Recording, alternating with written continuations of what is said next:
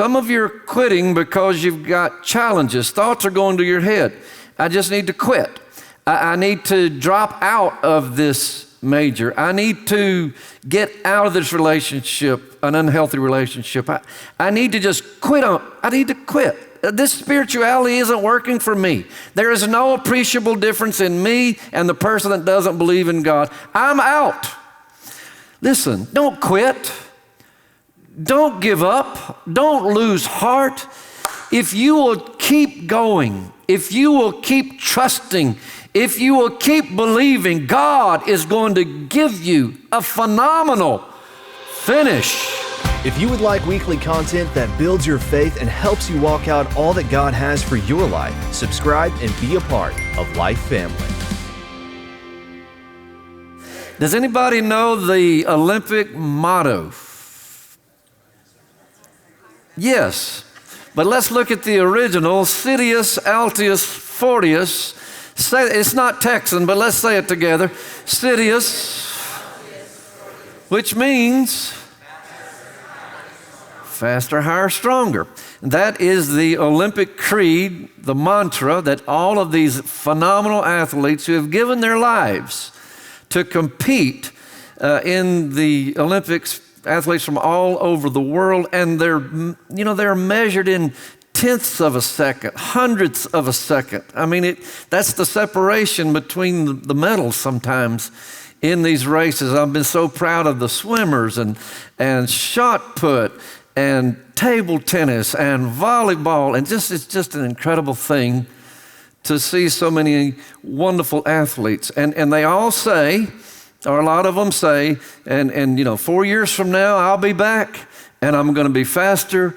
I'm going to jump higher and I'm going to be stronger. And so what about you? Where are you in your relationships, in your physical well-being, in your emotional well-being? Most importantly, how God is speaking to your heart.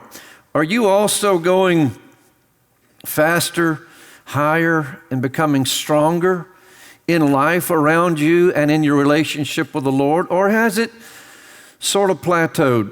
I know those are the plateau and settling are words, distasteful words, but I have to be honest, I've experienced it, you've probably experienced it in every area of life, just plateaued, not ascending, not really descending, just kind of holding steady. I was talking to a pastor the other day. If you've ever been a pastor in ministry in here, you know what these words mean. He just said, I feel like I've been on the shelf for many years. And so that's just code for I'm just plateaued. In a holding pattern, maybe relationally, your marriage, parenting, financially, you're just kind of plateauing. What if today you could make some decisions, very intentional decisions, that would create lift, that would create a way for you to be faster, go higher, and be stronger? Well, you can do that. I've looked at this plateauing and leveling off scale. There are people down here at a season of life where you just don't have the energy. Like I wouldn't even know how at this point in my life to create lift. I'm just at the age I am, and all the descriptors, at the season of life I am, I don't have the energy. I don't have what it takes, the investment. And then there are people on this end of the scale, and they're just getting started, but they see the challenge in front of them like, man, this is not going to be easy if I go for that major. It's not going to be easy if I go for that kind of person. It's not going to be easy. No, it's not. And so sometimes we just get paralysis and get stuck. We can't start because we know what's going to be involved in being faster, going higher, and becoming stronger. But listen to this. You don't need to have an amazing start, but you need to start to be amazing. Isn't that good? We can dismiss now. That was it's everything you came from. You don't have to have an amazing start. I think some people I just kind of stumbled out of the gate. My parents didn't set me up to win. Just all of those things. I didn't have an amazing start. It's okay, but you do need to start to be amazing. I believe God is going to do something good in my life. I believe God has me on a track, on a journey, in a race. If difficulty is where you're going to get hung up, you're just going to be hung up for a while because life is difficult. Marriage is difficult. Divorce is difficult. Choose your difficult. Budgeting is difficult. Debt is difficult. Choose your difficult. Good parenting is difficult. Bad parenting is difficult. Choose your difficult.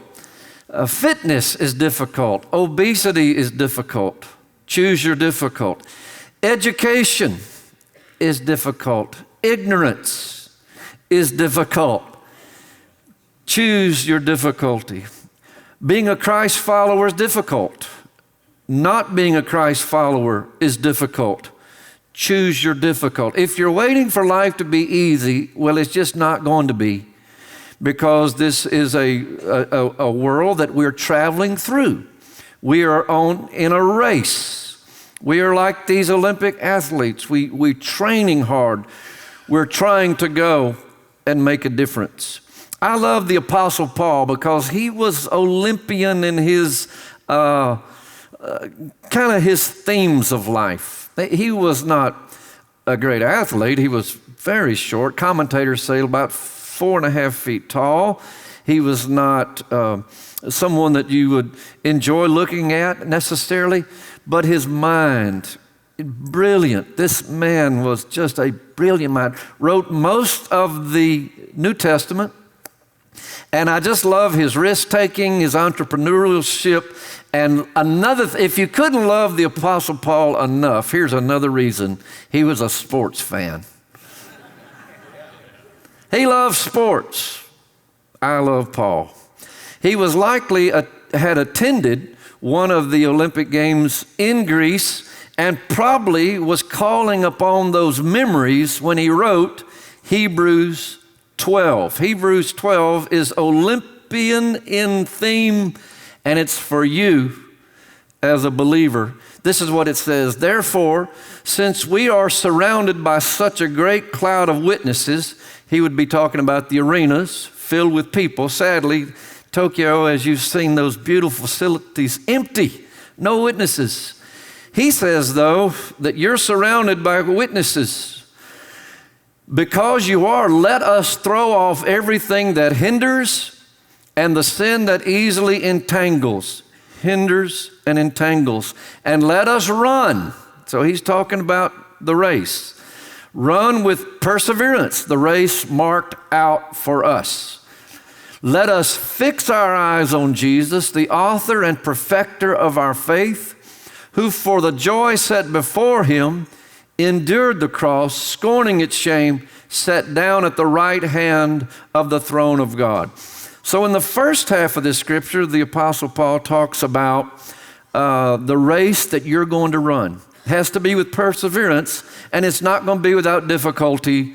And then he says, but if you need an example how to run the race, here it is. Fix your eyes on Jesus. That was an old song back, when I was a kid. It just said, turn your eyes upon Jesus. Look full in his full face, and the things of earth will grow strangely dim in the light of his glory and grace. Turn your eyes on Jesus. If you get your eyes on other things, your race will be muddied. But if you can turn your eyes upon Jesus, he'll show you how to run the race and complete the race. Embedded in Hebrews 12 are so many truths where given more time, I could properly mine the diamonds. But here's just a couple of things that perhaps you want to think about. I want to be hindered and entangled no more. Hindered and entangled no more. I know what life is, and you know what life is when you're trying to accomplish something and you're hindered and entangled. Some of the hindering is due to other people. Some of the entangling is due to me.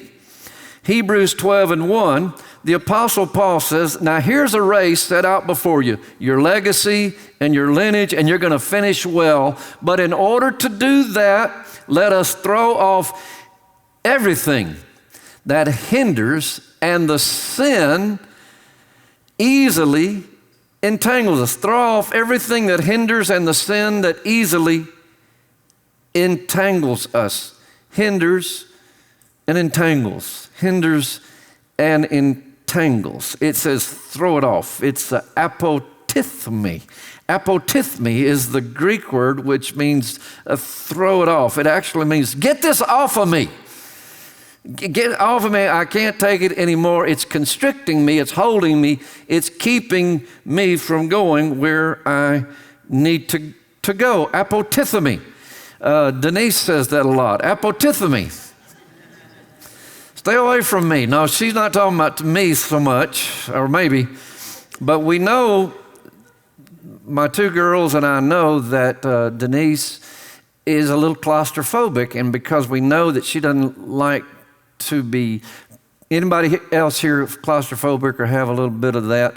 And so we know that. So when it's, when we're all in the room together, I'll just make eye contact with the girls, and we'll just run over there and give her a big tight hug, all of us hugging her.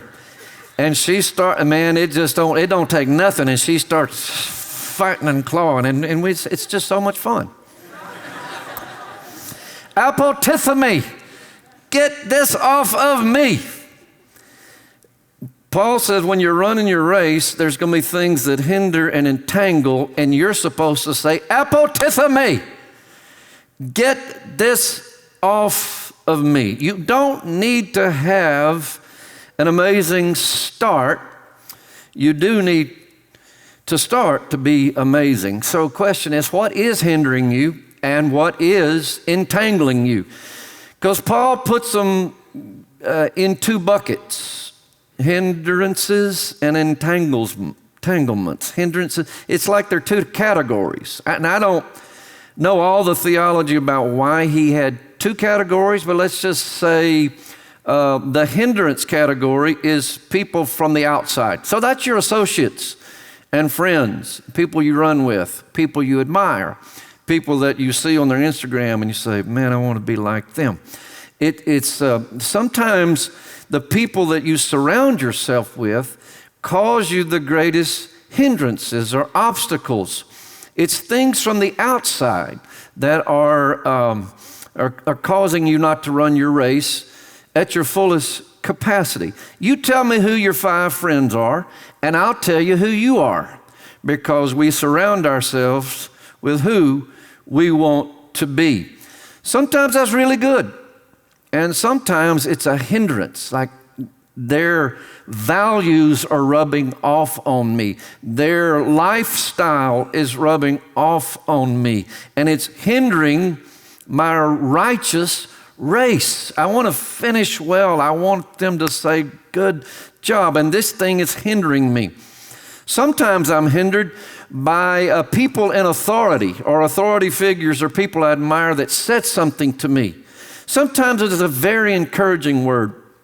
I remember in high school, at LBJ High School, where I went to high school, there was a teacher. Her name was Miss Glenn. She was my English teacher. And I don't know what was happening to me. I was a junior, and I was hanging around a crowd. For some reason, I felt like that would be, I like the confidence they have, and I like to be with them, and I'm shy, and they're not. And so I was hanging around this group, and they weren't good for me. And it was souring my attitude, and my grades were slipping, and it was Miss Glenn, that said to me, Randy, what's going on with you? I'm like, I don't know. She said, come on. Let's change this. You can do better. You can go higher. Let's move away. And I don't know what it was about that moment. And I don't know where my turn would have gone. Maybe it would have been fine. But that word, so timely spoken, did something of a course correction in my heart. And I just course corrected, and I walked away from people, influences that were hindering me. A timely, encouraging word. Don't ever hold tightly an encouraging word for someone, a positive prophecy. But many of you have had a negative prophecy spoken over you. And I don't mean the word prophecy to be one of the spiritual gifts. Just someone said something to you that limited your capacity. You'll never, your brother was that. You'll never measure up to him. Your sister was this. You come from this kind of people. Don't try to dream too big. We're simple people. It can be cloaked in words that are, they're hindrances. They're obstacles. You can't run your race fully because there's these things. Now, I can do something about that. Paul said, set that aside. Apotithemi. Get that off of me. Get it away from me. This is one of the most difficult things you'll have to do is walk away from some people they're just not good for you. Now, that's super hard to do. Is you're emotionally, and you've made a soul tie.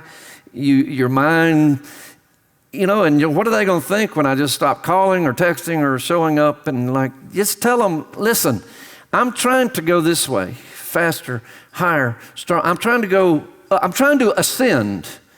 And these are just decisions I need to make right now, so I hope you'll understand. I don't know how you word it. There's just some people you need to walk away from. Wow, this is so positive and encouraging. Wonderful. The second bucket is, Paul said, so there's hindrances, that's from the outside. And then he said there's sins that entangle us. So he didn't use the same word, hinder you. He just said entangles you. If I could get some help here, is there someone backstage that can come entangle me? I don't know. Here we go. Mr. Owens? All right, let me put this here. Okay. Careful now.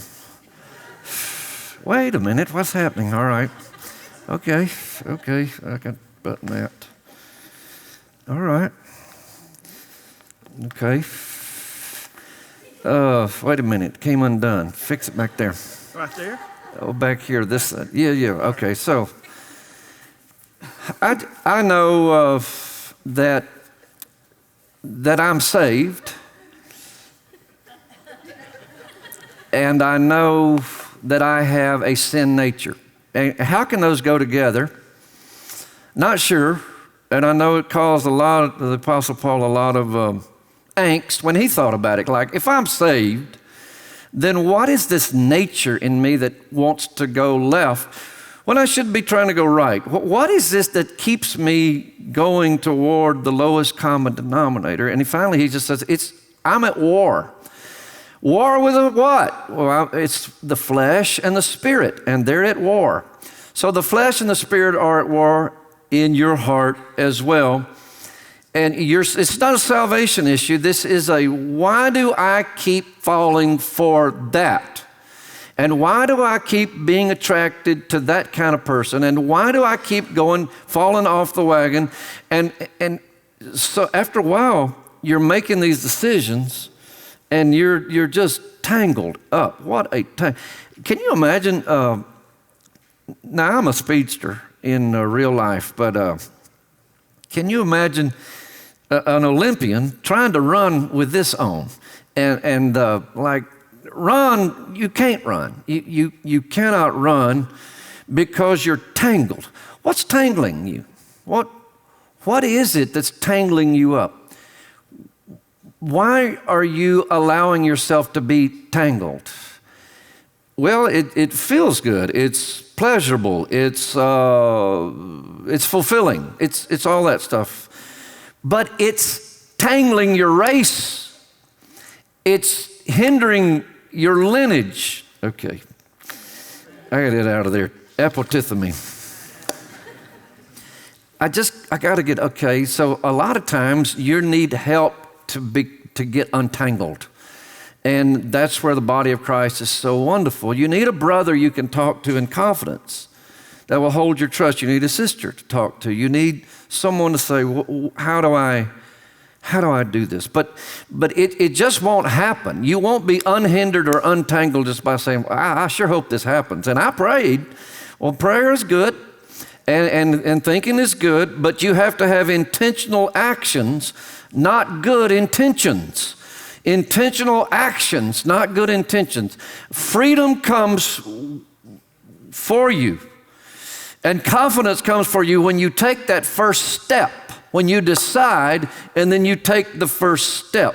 James 1:22, Jesus' stepbrother said this, but don't just listen to God's word, you must do what this is action. Otherwise, you are only fooling yourselves, for if you listen to the word and don't obey it, it's like glancing at your face in a mirror. You see yourself, walk away, and forget what you look like. Hindrances are from the outside. Entanglement is from the inside. I can't fully run the race God put in front of me if I'm hindered and entangled. Lord, help me and give me the courage to take action and take action today. Last, finishing is phenomenal. It is. There's nothing like finishing the race. I have finished it. Now on earth, not everybody that runs a race will medal, but in heaven, everybody that runs the race and completes the race will medal. 2 Timothy 4:7, Apostle Paul says to his protege, I have fought a good fight. I have finished the race. I have kept the faith. So there's something about finishing that is phenomenal. These words, don't let these words get in your spirit when you're running. I quit, I give up, I can't do this anymore. Heard all those many, many times. Diminishing returns. I don't really need to put any more investment into that relationship because it just never is. I don't want to put anything else in this marriage. I don't want to, all of that stuff we kind of go through. Man, listen, if you could just fix your eyes on Jesus, the author and preserver of our faith. Look how he did it. He ran the race full of suffering and obstacles, full of people questioning his motive, discounting his character, cruelly putting him on a cross. How did you do that, Lord? Because there's a resurrection after the cross. Some of you are quitting because you've got challenges. Thoughts are going to your head. I just need to quit. I need to drop out of this major. I need to get out of this relationship, an unhealthy relationship. I need to just quit. I need to quit. This spirituality isn't working for me. There is no appreciable difference in me and the person that doesn't believe in God. I'm out. Listen, don't quit. Don't give up. Don't lose heart. If you will keep going, if you will keep trusting, if you will keep believing, God is going to give you a phenomenal finish.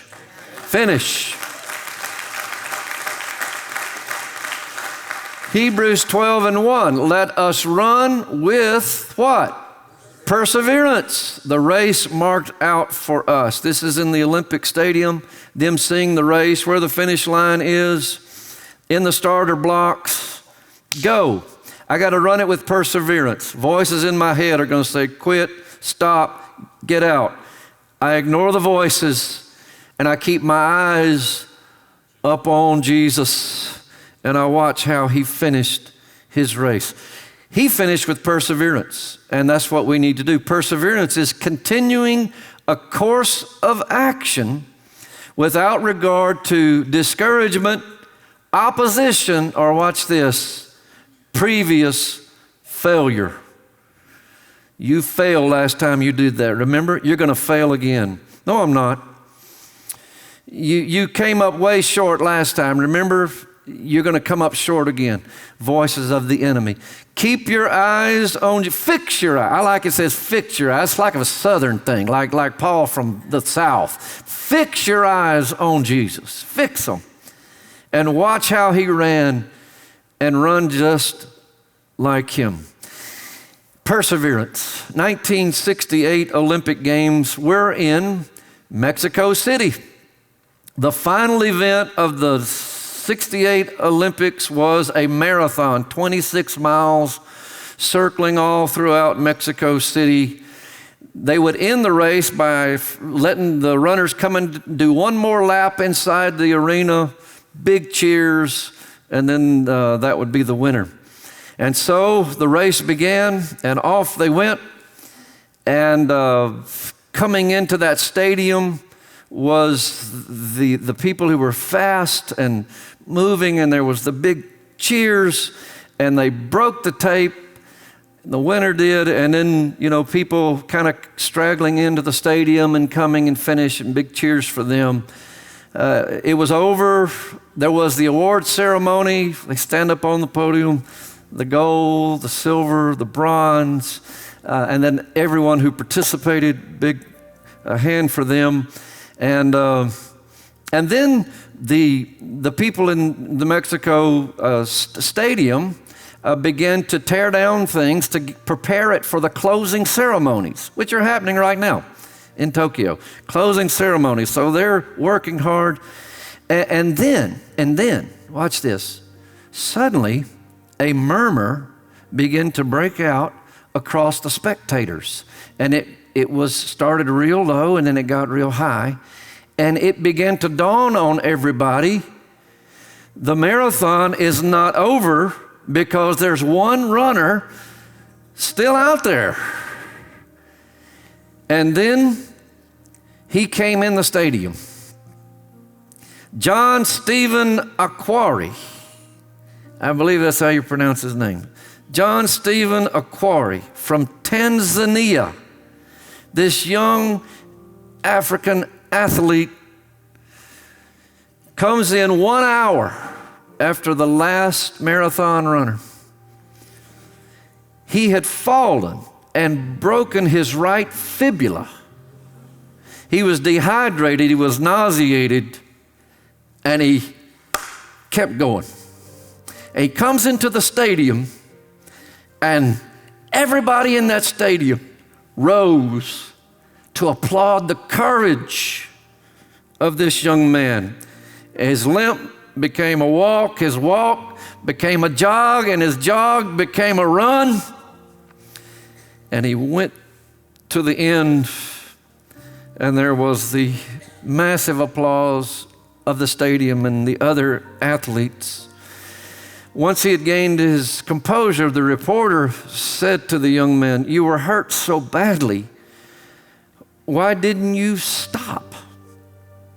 And the young man said, "My country did not send me 5,000 miles to start the race. They sent me 5,000 miles to finish the race."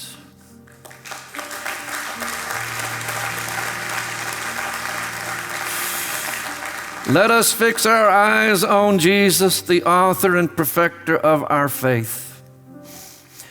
Some of you are at a place right now in a relationship or in a career or in something, and you're just ready to wave the towel. You're ready to quit.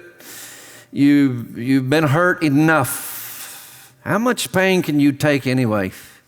I have been hurt enough, and you're just kind of limping. Turn your eyes on Jesus. Fix your eyes on him and watch how he finished. there is a resurrection coming to your life as well. I love what this pastor said. You will never know if Jesus is all you need until Jesus is all you've got. But when Jesus is all you've got, then you'll know Jesus is all you need. I want to pray for you. I want to pray for you because you don't have to have an amazing start, but you need to start to be amazing. Your race is not over. Your race is not over. I know you're hurt. I know you're challenged. Your race is not over. You are going to finish, and you're going to finish strong. Hey, thank you for being a part of service today. We hope that God's word met you right where you are. We hope you took something that's going to help you move forward in God's best for your life. We want to hear from you. There's a link right below this video you can click on. Send us a note. Let us know what's going on in your world, where you're watching from, maybe even how we can be praying for you. We love believing God with you for God's best in your life. You can do that by clicking that link, sending us a short note. Hey, maybe also you've made a decision to follow Jesus recently. That excites us. We celebrate with you. We want to hear from you. We want to know what God is doing in your life. You can text the word follow to 22999. We'll respond back with a link that you can click on. Go to our website. We have some great next steps for you, how to move forward in that decision that you've made to follow Jesus. Whether it's water baptism, whether it's getting in a life group, or maybe even planning in God's house right here with us in Life Track. We know whatever that next step is, God has great plans for your life, and we want to be a part of seeing all of God's best fulfilled in your heart and in your life. We hope you're doing awesome. We can't wait to see you next time. If you don't have a home church, we want to invite you to be part of Life Family. Remember, you belong here. We're so excited that you've joined us today. Join us again next Sunday or anytime throughout the week. You can subscribe to our channel and hit that bell for notifications so you never miss a service. We're so excited you joined us today.